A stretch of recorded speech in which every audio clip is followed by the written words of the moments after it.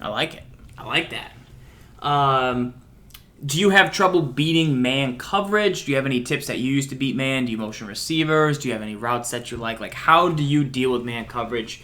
It's one of the things our community struggles with most is just everyone knows, hey, run a corner route. Hey, run a C route. Like, that works on your first drive, you score. But then it's like the third drive of the game, they've seen your tricks, and it's like, I still got to beat man here. Motion is always your best friend against man, especially against man press, because that gives you, at least it's guaranteed one guy won't get bumped, and Right.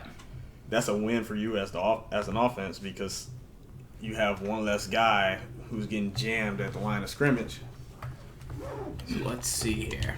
Yeah, you got to use motion in the passing game. It opens up a lot of things that you want to do. And motion slants are a little bit more effective We've against man press. We've always been a big fan as a great beginner formation for people to learn to improve in Madden is this formation right here, gun ace.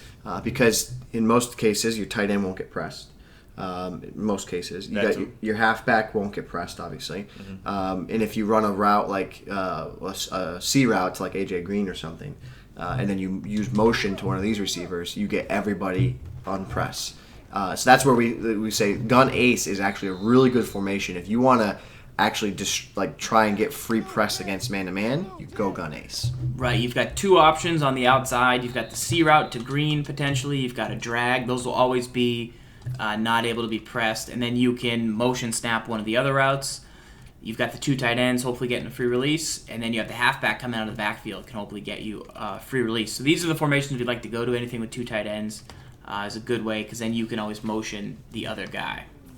The Y trips Bangle, also decent here. I wonder if those routes on that Y trail play across the middle gets pressed at all. But let me take a look at some man coverage here. Yeah, so this is the idea of like the gun ace. So your outside guys running the corners aren't going to get pressed. You know, in theory, you'd put Eifert on a slant, and then you have AJ Green. You'd put him in motion, drag some type of motion like this, and now everyone on the field is unpressed. And that is a great starting point. Like a play like corner strike is a great starting point to gain confidence. Like, you know what, man-to-man isn't as dominant as I thought it was. I can beat man-to-man.